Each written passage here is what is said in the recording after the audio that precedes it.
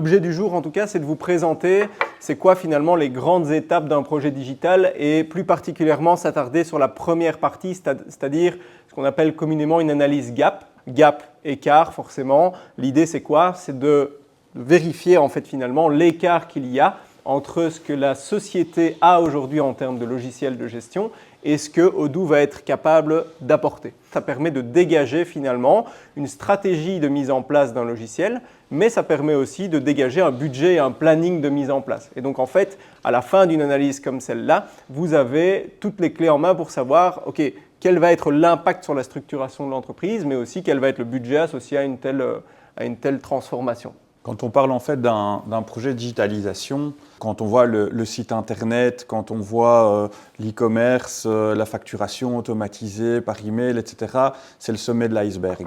Mais il y a toute cette base qui est sous l'eau et qu'on ne voit pas bien, c'est comme dans un déménagement. Je déménage, je change de maison parce que voilà, je suis pensionné, mes enfants ont quitté la maison. Est-ce que j'ai toujours besoin de 4 chambres et d'un bureau? Et quelque part, ce qu'il faut bien comprendre, et c'est là que je pense que des conseillers comme nous doivent travailler main dans la main avec des cabinets d'intégration, que c'est important de développer cette relation-là, eh bien, ça va être notre rôle aussi. Vous savez bien que dans la transmission, c'est hautement psychologique. Je pense que souvent tendance à se présenter comme des psychologues d'entreprise. Mais sur la digitalisation, c'est un peu pareil. Combien de fois tu n'entends pas « Ouais, mais bon, on a toujours fait comme ça, chez nous, on fait comme ça. Ah, on a développé ça en Excel, on a fait ça en Access, on a fait ceci, on a fait cela. » Oui, mais OK, vos besoins d'aujourd'hui, c'est quoi? Et éviter aussi de travailler avec des gens qui ont une tendance à être trop dans le développement. Parce que qu'est-ce qu'il veut faire un développeur? Il veut développer. Et donc, il n'a pas envie de vous proposer la solution standard, etc. Alors que dans le domaine des PME, si on adapte un petit peu ces process, et on sait bien que les PME elles sont hyper agiles pour s'adapter au niveau des process, mais ça convient particulièrement à la mise en place d'un logiciel plutôt très standard. Typiquement, chez Nalios, on pourrait se dire, voilà, ils sont 25, bien non, sur 25 personnes, ils ont 2 développeurs qui ne sont pas du tout occupés à temps plein. Donc en fait, l'essentiel de la consultance Odoo chez les intégrateurs qui performent bien sont en fait des consultants business qui vont comprendre un peu comme on peut le faire quand on va réaliser un infomémo, quand on va présenter l'essence de l'entreprise, son fonctionnement, sa supply chain, etc.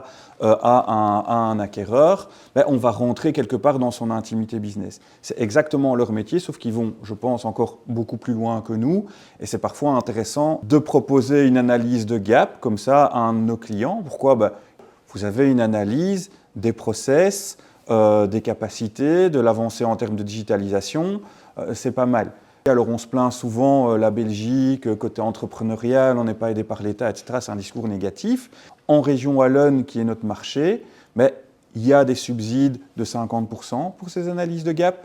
Il y a un écosystème qui est hyper important, qui est hyper développé, que ce soit sur Odoo ou d'autres. Et donc ça, il faut aussi en profiter. Et je pense que dans notre métier, c'est clairement quelque chose qu'on peut apporter en plus. Je voudrais revenir aussi sur la partie standard de l'outil. Donc c'est vrai qu'Odoo aujourd'hui est extrêmement mature, en tout cas en termes de logiciel. Et donc Odoo est capable de répondre à une majorité de besoins directement sans devoir faire du développement spécifique. Et pourquoi est-ce que je parle de ça? C'est simplement parce que d'un point de vue pérennité de l'outil et évolution dans le temps, c'est extrêmement important.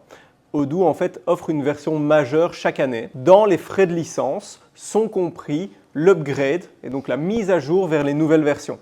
Et donc nous en tant qu'intégrateur, on essaye de rester au maximum proche du standard d'Odoo. Pourquoi? Parce que ça permet à nos clients d'évoluer dans le temps et d'éviter en fait des frais supplémentaires à chaque upgrade de version. Ce sont des mises à jour continues et donc chaque fois qu'il y a une nouvelle mise à jour, c'est automatiquement mis à jour par Odoo et donc ça permet de bénéficier de nouvelles fonctionnalités, ça permet d'avoir du coup cette structure qui évolue dans le temps et qui évolue finalement avec l'entreprise.